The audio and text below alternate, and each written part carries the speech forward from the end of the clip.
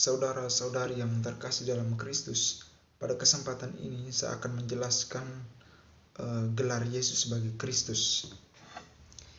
Kata Kristus dari bahasa Yunani Christos dan Ibrani Mesias yang berarti yang terurapi. Dalam perjanjian lama dan dalam pemahaman Yudaisme dikenakan bagi raja-raja yang duduk di atas takhta Daud dan mempunyai warna politis. Kita mengingat dua hal ini, yang duduk di atas takhta Daud dan mempunyai warna politis. Pengurapan manusia itu dilihat sebagai tindakan Allah. Kita bisa melihat dalam 1 Raja-Raja bab 9 ayat 3 yang mengungkapkan pemberian Roh Tuhan sebagai Mesias. Kita bisa melihat dalam Yesaya bab 61. Namun tidak ada raja yang memenuhi harapan itu sebagai Mesias yang duduk di atas takhta Daud dan mempunyai warna politis. Akhirnya sebutan Kristus atau Mesias diarahkan kepada raja yang ideal, raja yang diharapkan, sehingga muncul pemahaman Mesias eskatologis, yakni raja ideal yang diharapkan pada akhir zaman sebagai hamba yang bersengsara. Itu di dalam Yesaya bab 53, dan sebagai anak manusia dalam Daniel bab 7 ayat 13.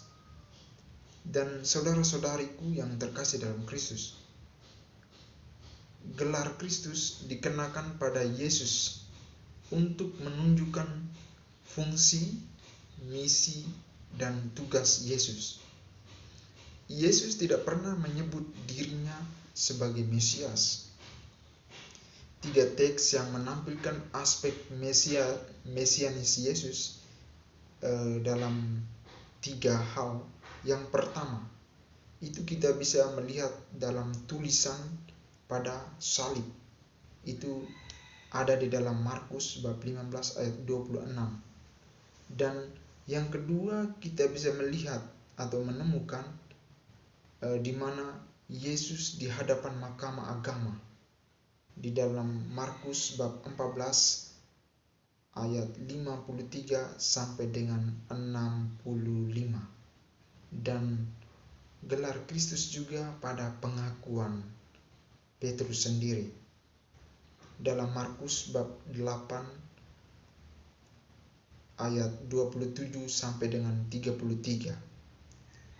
Saudara-saudari, Mesias adalah anak manusia yang menderita sengsara dan ditolak oleh tua-tua dan para imam, yang lalu dibunuh dan bangkit sesudah 3 hari. Markus bab 8 ayat 31. Kristus bagi Yesus secara khusus berkaitan erat dengan peristiwa salib dan wafatnya. Kalau kita melihat dalam refleksi Paulus, bagi Paulus Yesus disebut Kristus sesudah peristiwa kebangkitan, karena Allah membuat Yesus menjadi Kristus. Kita bisa melihatnya dalam Roma bab 1 ayat 4. Pemakaian sebutan itu juga kita bisa melihat dalam Mazmur bab 2 110 dan 132. Dan kita bisa melihat dalam 2 Samuel bab 7 di mana diterangkan dan dikembangkan pemahaman Kristiani tentang Mesias itu sendiri, yaitu Yesus adalah Daud baru atau Mesias itu sendiri.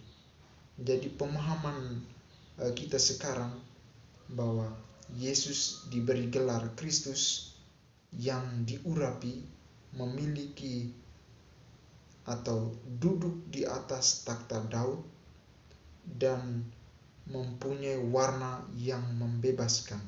Jadi bukan warna politis seperti yang diharapkan oleh orang-orang Israel pada zaman Yesus yang hidup, tetapi seperti yang dibuatkan dalam Yesaya bab 53 itu, bahwa sebagai Mesias yang diidealkan pada akhir zaman harus menderita. Dan benar bahwa Yesus yang merupakan Daud baru atau Mesias itu menderita dengan melewati peristiwa salib dan wafat, kemudian bangkit pada hari yang ketiga. Semoga penjelasan saya ini bermanfaat untuk saudara-saudari yang menontonnya.